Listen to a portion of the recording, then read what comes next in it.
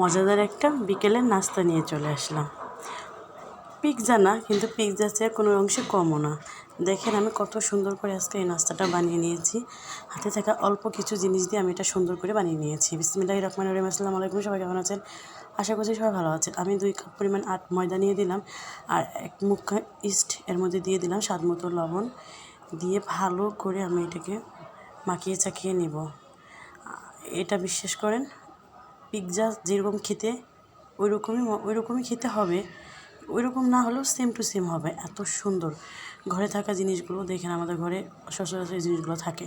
এটা দিয়ে বানিয়ে নিলাম, তারপরে দিয়ে দিলাম লবণ, তারপরে দিয়ে দিলাম একটু তেল, তারপরে দিয়ে দিলাম কালিজিরা দিয়ে ভালো করে ময়দাটাকে আমি সুন্দর করে মাখিয়ে একদম একসাথে মিক্স করে নিচ্ছি। এই দেখেন হাত দিয়ে চাপ দিয়ে পরে আমি রেখে দিচ্ছি। তারপরে হালকা কুসুম কুসুম গরম পানি দিয়ে এটা ডোটাকে আমি তৈরি করে নেব। এটা আস্তে আস্তে, আমি সবসময় বলি ডো তৈরি করলে পানিগুলো সবসময় আস্তে আস্তে দেবেন। আমি ডোটা আধা ঘন্টার জন্য ঢেকে রেখে দিয়ে তারপরে চলে আসলাম একটা কড়াইয়ের মধ্যে কিছু পরিমাণ তেল দিয়ে তারপরে চিকেনগুলো ছোটো ছোটো করে আমি লম্বা লম্বা করে কেটে নিয়েছিলাম। সেগুলোর মধ্যে দিয়ে ভালো করে একদম ভেজে ভেজে নেব। পানিগুলো ছেড়ে দিয়েছি, তারপরে দিয়ে দিলাম হালকা একটু লবণটা পরিমাণ মতোই দিবেন। দেওয়ার পরে আবার এটা নাড়াচাড়া করে নিচ্ছি। তারপরে শুধু ছোট্ট চামচে 1 চা চামচ রসুন বাটা দিয়ে দিলাম। দিয়ে এটা সুন্দর করে ভালো করে নাড়াচাড়া করে নিচ্ছি। নাড়াচাড়া করার পরে একটু দিয়ে দিচ্ছি ধনিয়া গুঁড়া, একটু দিয়ে দিব গরম মশলার গুঁড়া, একটু দিয়ে দিব আমি জিরার গুঁড়া, হলুদের গুঁড়া আর মরিচের গুঁড়া, 1 চা চামচ করে গোলমরিচের গুঁড়া।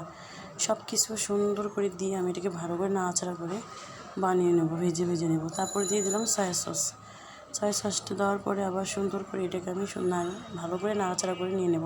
এখানে কোনো পানি টানি অ্যাড করা যাবে না, মাংসতে যে পানিটা হবে সেটা দেখেন কত সুন্দর একটা কালার চলে আসছে। তারপর দিয়ে দিচ্ছি একটু টমেটো সস, দিয়ে এটাকে তুলে নিচ্ছি। এর মধ্যে দিয়ে দিচ্ছি পেঁয়াজটা, এরকম করে পেঁয়াজগুলো ছাড়িয়ে নিয়েছি। এটা ক্যাপসিকামের মতো একটা কাজ করবে। তারপর দেখেন ডোটা তৈরি হয়ে গেছে, জাস্ট যেটা ফুলছে এটাই এনাফ, এর বেশি আর ফোলা লাগবে না।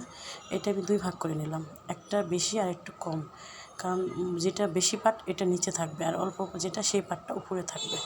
তার জন্য উপরে পাটটা আগে এটাকে সুন্দর করে বেলে নেব, একটু ময়দা ছিটিয়ে তারপরে সুন্দর করে এটাকে আমি রুটির মতো করে বেলে নেব। এটা উপরে যেহেতু দিব, উপরের পাটটা এটা একটু পাতলা করে আমি বেলবো। দেখেন আমি এরকম করে একটু ময়দা দিয়ে ঘুরিয়ে ঘুরিয়ে তারপরে এটাকে নিচ্ছি। এখন তুলে এটাকে একটা প্লেটের মধ্যে রেখে দিচ্ছি।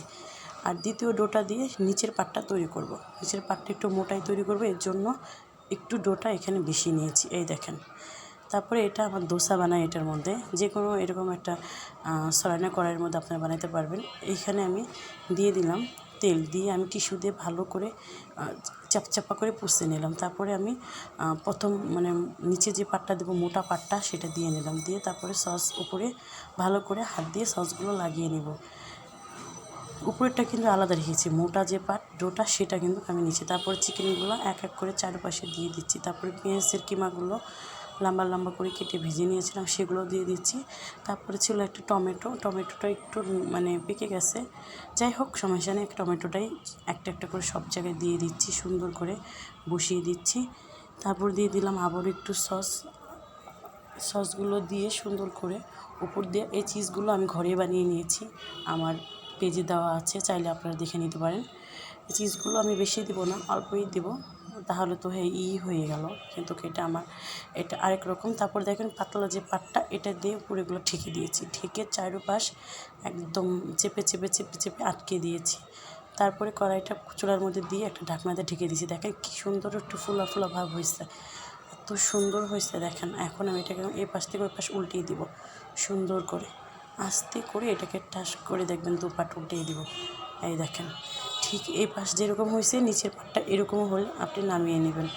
দেখেন আমার এটা কত সুন্দর দেখেন হয়ে গেছে। এখন আমি এটাকে পিৎজার মতো করে কেটে আপনাদেরকে দেখায় দিচ্ছি, কত সুন্দর হয়েছে এটা।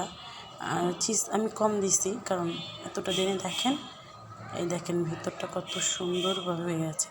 সবাই এভাবে কিন্তু বানিয়ে নিতে পারেন পিৎজা।